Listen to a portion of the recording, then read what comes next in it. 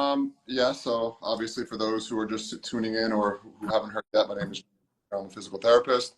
Um, I like to call myself more of a movement consultant and a body mechanic. I really like to, I think there's a big misconception with physical therapy still where you need an injury or you have to have had surgery in order to get, see somebody like myself. But a lot of times it's more just learning about your body. We demand so much from our bodies, especially as athletes, um, that you should learn more about it and how to operate. You only get one body and you need to learn how to use it properly so that we can use it to the maximum potential that it has. And, I've had the privilege of working with some high level athletes, NBA, golf, MLB, NFL. And the demand obviously for the sport changes, but the general perspective, the demand of what we put the body through is crazy. And, it used to amaze me how, you pick a sport and, the lack of care that some of these athletes get, or even more so, the lack of awareness that they themselves had about their bodies or how things work, or, why do I always roll my ankles so frequently? Or, why does my hip always hurt? Why do I always have a hamstring strain? And how sometimes it's managed and not necessarily corrected. It's just, people need to realize that we're here to help, not just for rehab and recovery, but more so for wellness and quality of life and quality of performance. So it's really great to do what I do. I love making a difference in not just athletes' lives and their ability to perform and work for that next contract to take care of their own families, but the regular general population people as well that Yeah. want to go play tennis and want to Yep. just walk their dog pain free or get on the floor with their grandkids. That to me is just as important as, again, going to play for that contract. So, I really enjoy what I do and making a difference in people's lives. It's been Definitely. fun. Definitely. Yeah. And I totally agree with you, man. Like, there's just understanding learning your body, really understanding your body is a huge deal at the end of the day. And so that kind of brings me to my first question is, we see, the number of injuries just keeps jumping and jumping every year. And it's a mix between contact and non-contact, but definitely the number of non-contact is going up. And we see it unfortunately at all levels. We see it at we see it easily at the professional level. We also see it at the college level. But man, we're seeing it just as much at the youth level. So, what in your mind, what's going into all of this? Why is this sort of thing happening? I think part of it is what we touched on before, is just lack of body awareness, right? Mhm. Can Um, you I think it's tell us? Can you go into like what that means? Lack of body what awareness. teaches us how to move. It's part of our as human nature is, you look at infant development, you roll, you crawl, right? You stand, you walk.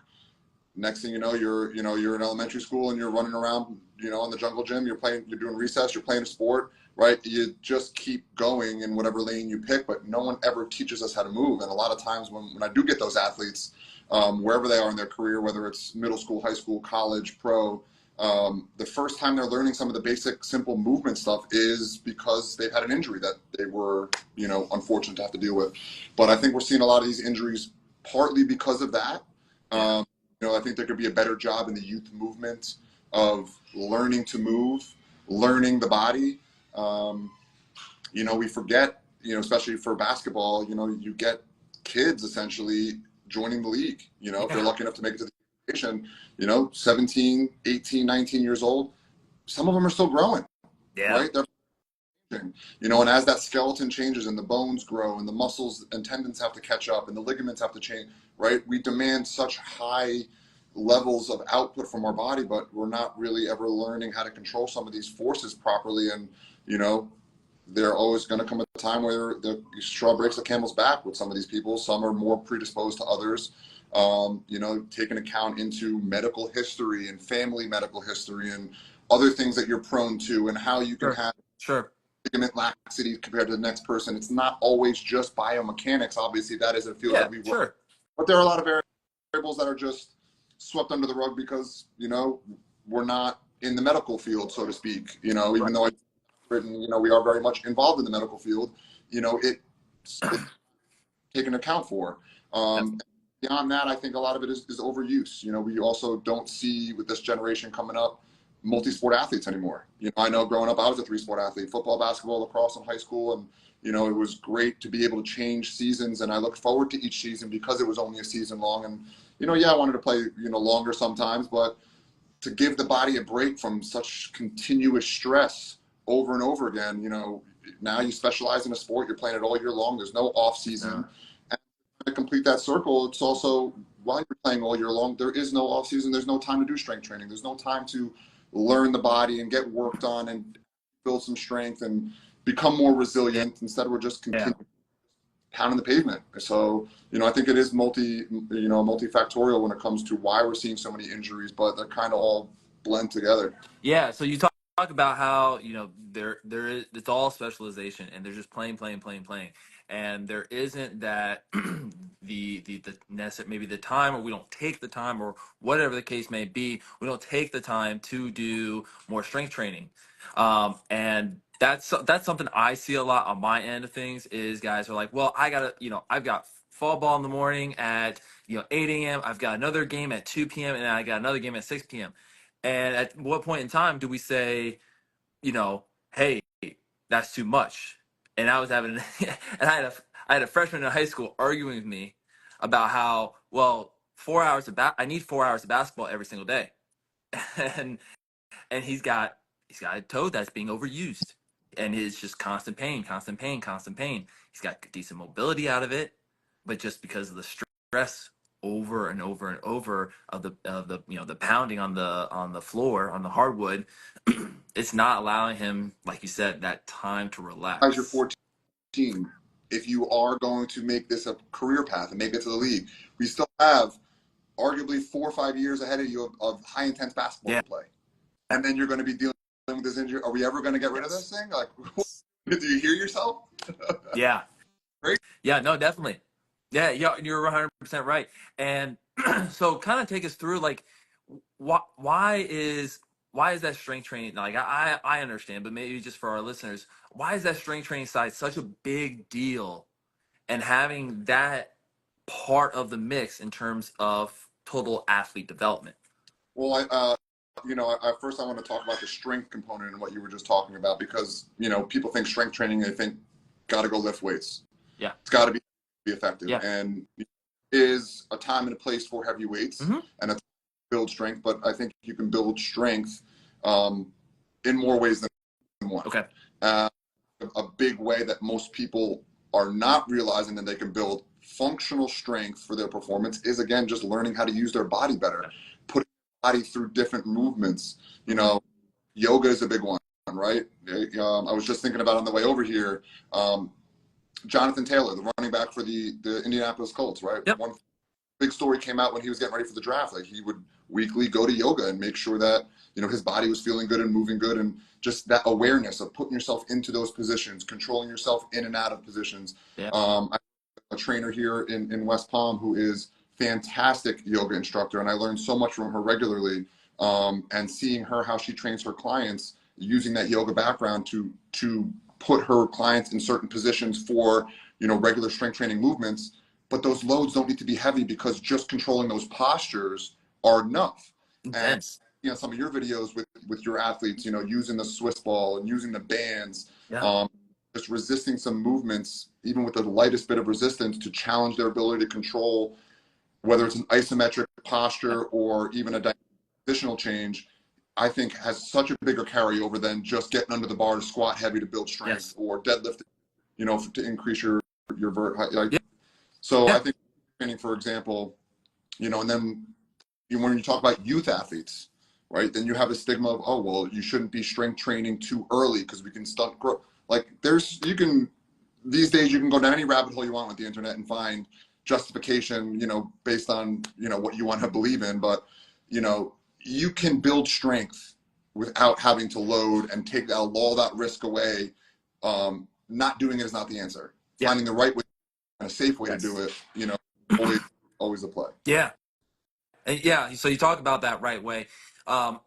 And I've had guys who honestly have had kids who their parents pushed them into weightlifting at second grade, Right. and honestly, what we're focusing on in those scenarios is kind of like as you just mentioned, just getting acclimated to a variety of movements and having control in a variety of movements. One of the biggest areas that I see on my side of things where guys don't have real issues with when they get to the high school, college, and pro level is single leg movement, any sort of unilateral movement, because in the weight room, it's all bilateral squat, bilateral deadlift, bilateral chest press. Everything, there's not enough use of the core in terms of creating stability around the spine and then at the same time still performing. Because when we get onto the court, when we get onto the field, that has to be there. And this is kind of where, if we just kind of take like a lot of scenarios, for instance, let's take like an ACL tear, like a non-contact ACL tears. We see a lot of these situations come up, and what happens in these scenarios is guys lose that control of their center of mass.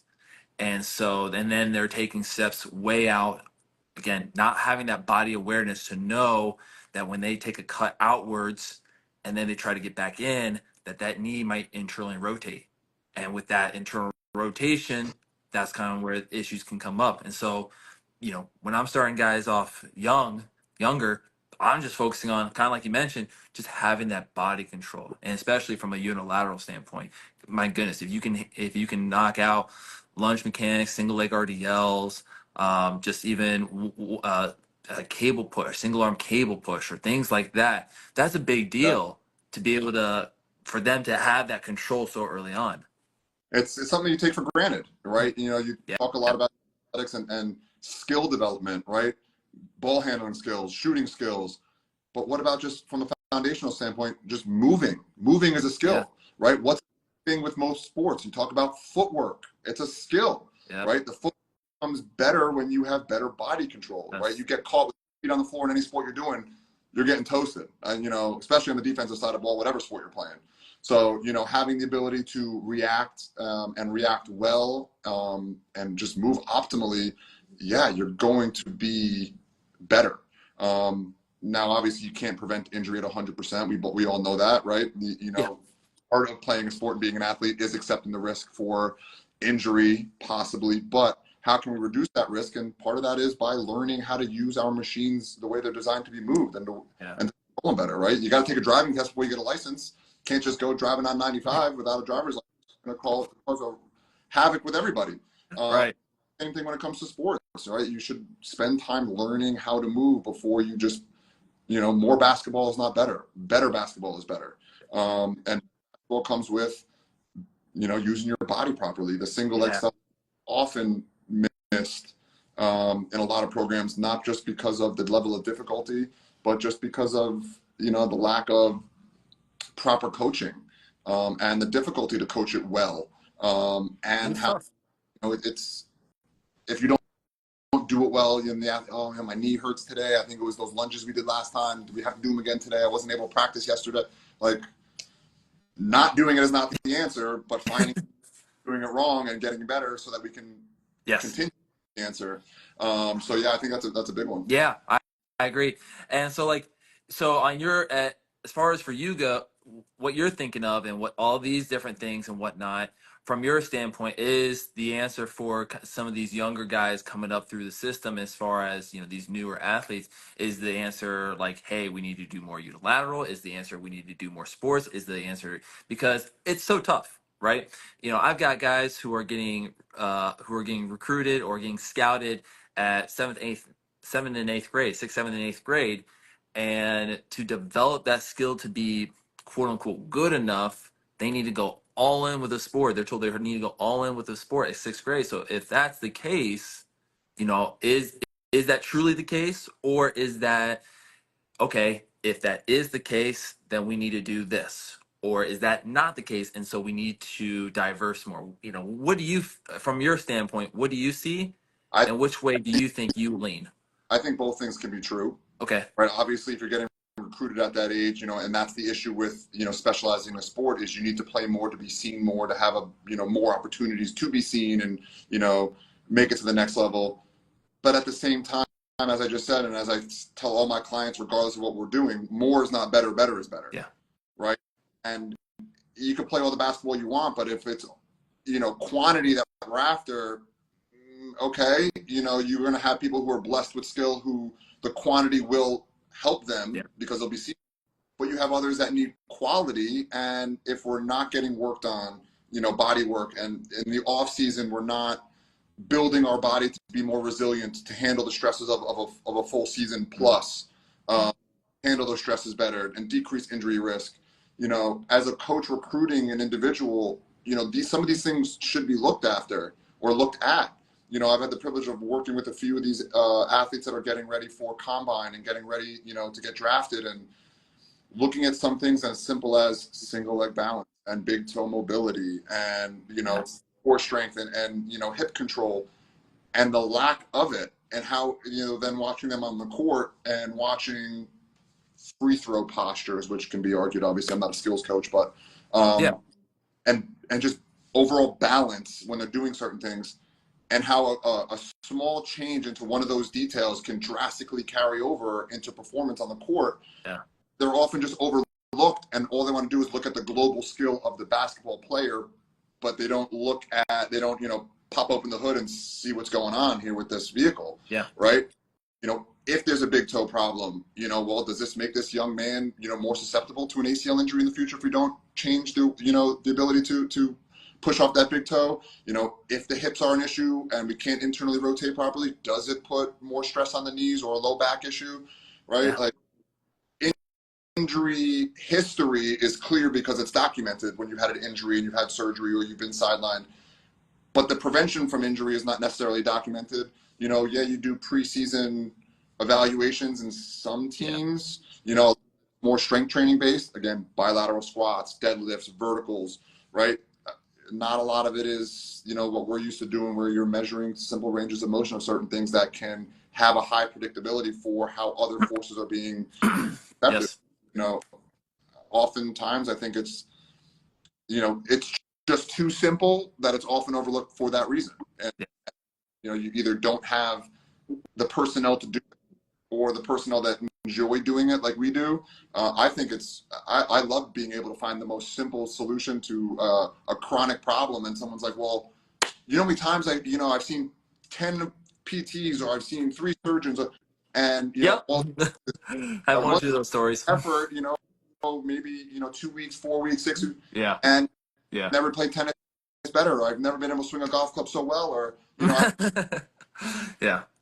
Well, I wish you could go back and take all the money you spent on all those other people and, send it my way. Really? Right. Oh man.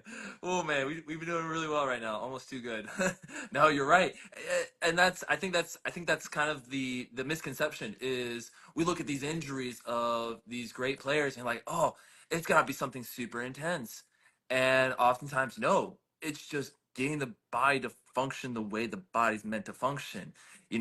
Something as simple as guy having chronic back pain. I had this in a scenario where I was working with this guy for 9 months. He saw my stuff. We were chatting online over and over and over for 9 months, and going to PT, going to a surgeon, going to see this doctor, seeing that doctor, and he's like, I don't know why. He came down to, when I was in Miami at the time, he came down to the facility, and lo and behold, it was an SI joint dysfunction. He had an SI joint dysfunction that had lasted 9 to 10 months, and did a simple reset, and he's like, this is ridiculous. Poof, the pain is gone. Great. He's like, this is the first time I've not had pain in 9 months. Yeah. And this is where it's just understanding how the body functions, at each joint, and then learning how it works as a global system really solves a lot of issues, not just from an injury prevention standpoint, but also from a athletic performance standpoint. Totally. And and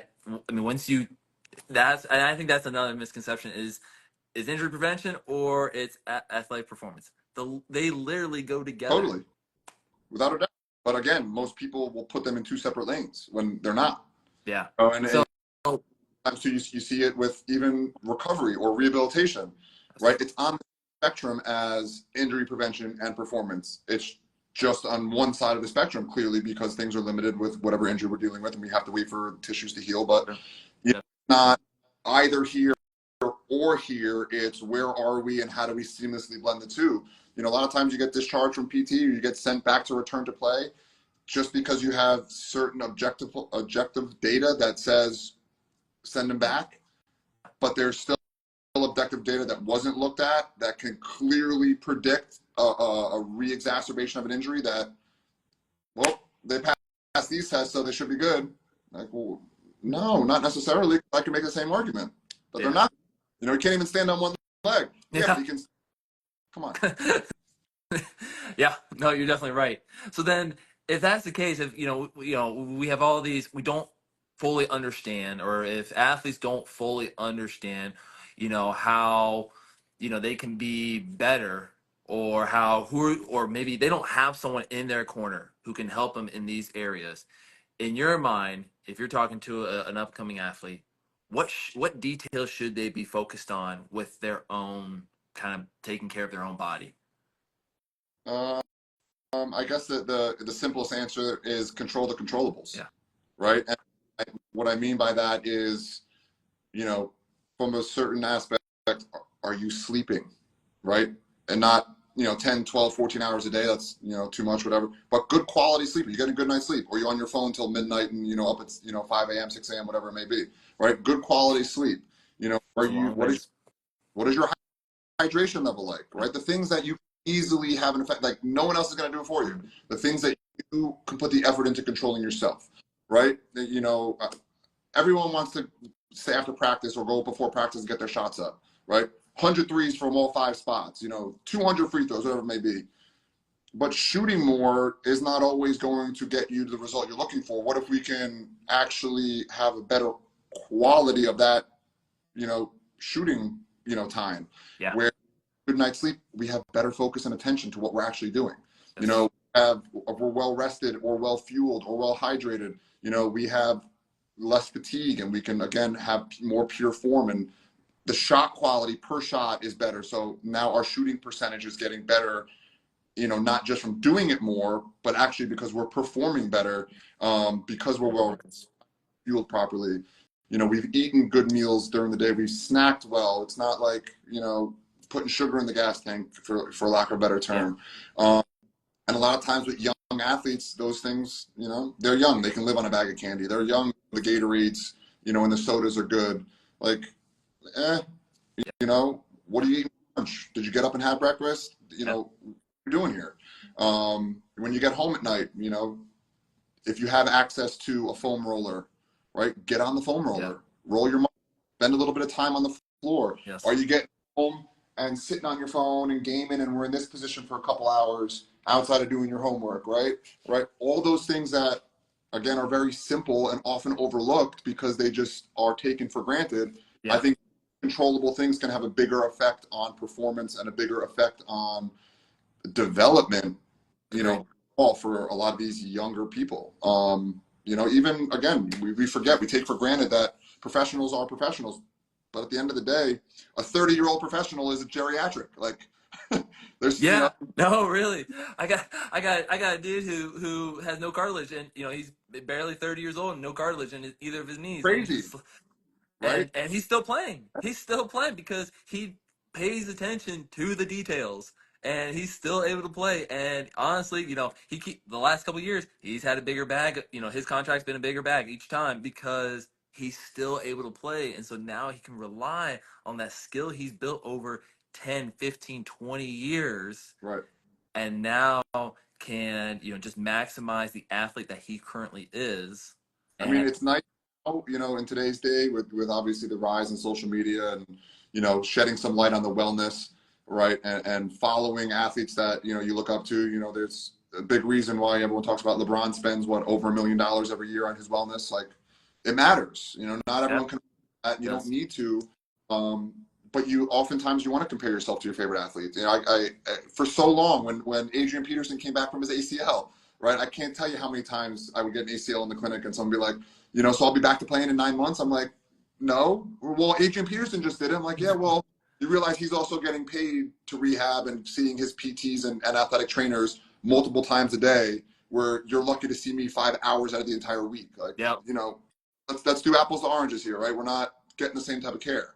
I know I'm good and I appreciate you believing in me for 9 months, but yeah, no, yeah, no, and that's, that's an interesting thing, because you talk about, like, man, you're putting a lot of faith into just me, or you're just putting a lot of faith in just to one person to help you in right, this rehab process. And I think that's something that can often be overlooked in this whole rehab process, is saying, well, this one guy is going to get me back to where I'm at.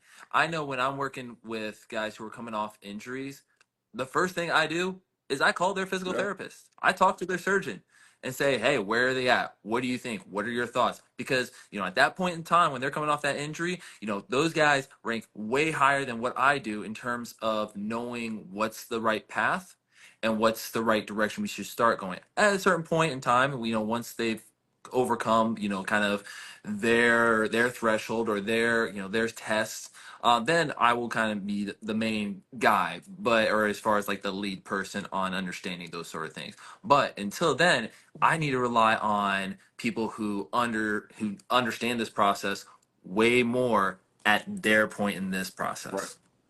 right. And that's why, I love being a part of a team. It should never be one person's job. Nope. Because it does take a village, and these days too, even youth athletes, right? They're traveling Yeah. across the country for tournaments, and who's taking Yeah. care of them there, or who's taking care of them when they get back. And, there's sometimes multiple people who have their hands in the pot, and their hands on the body for that matter.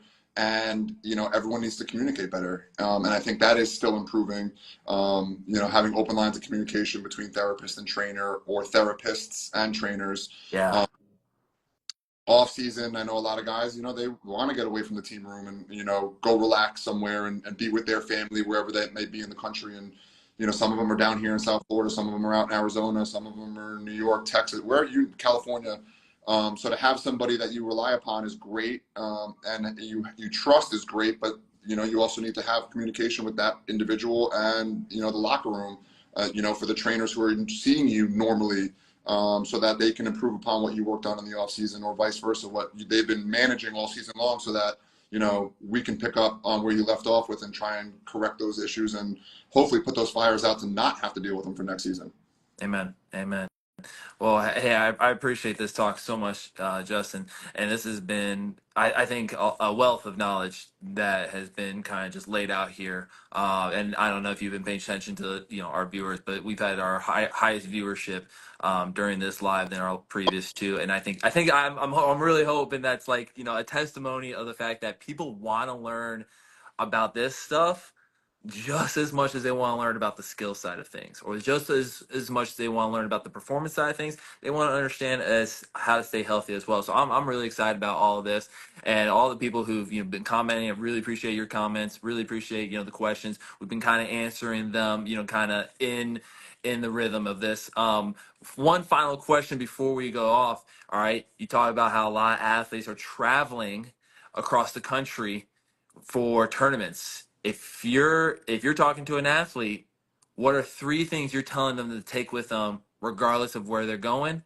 And being a high school or early college athlete, three things that they need to put in their bag to stay healthy on long trips. Beyond making sure they have a big enough water bottle to make sure they're staying hydrated on the flight. Okay. Either a lacrosse ball or a foam roller, Okay. or both. Definitely Okay. something for soft tissue. A good pair of compression socks. And, Okay. I guess lastly, I don't know, fill in the blank. It could be anything. A good, a small resistance band. I guess I'm big, not having to rely upon the hotel or the Airbnb you're at to have something, but you can have a or two in your bag. You can have a foam roller or a soft tissue tool and a good pair of compression socks. I think all those three things for not only hip recovery, hip mobility, but you can also do some pretty good activation stuff. All from the floor or standing up. You don't need a lot of space. And these days, for people who want to say, foam rollers are too big to fit in your bag, I've seen it. They have foldable foam rollers. They collapse flat. They fit in a suitcase. So Wow. yeah, Hey, might not be ideal, but you know, if we can get you through yeah, your road trip, make it work. Make it and work. Less uh, excuses, make it not work. No, for a business plug or anything, but you know, having a Theragun, I think would be another good one. You know, a Theragun or a Hypervolt. I yeah. like the Hypervolt gun. Yeah, definitely. I'm big on that. Just from a blood flow simulation standpoint, and then just kind of relaxing those muscles, getting those muscles to relax a little bit more. Yeah, and making it easy. You can do it in the car, on the plane, Anywhere. anywhere. So it's really easy. Yeah, no, great tool bag of things, and I agree with you on every single one of them. So Justin, I appreciate you being on this call, on this live today. Like I said, I think this is going to be a wealth of knowledge for people to have. And man, it's good to see you. It's good to see you doing I well. appreciate you, man. Thanks for having me, and hopefully we can do it again soon. Yeah, that sounds great. All right, take care. Talk to you soon.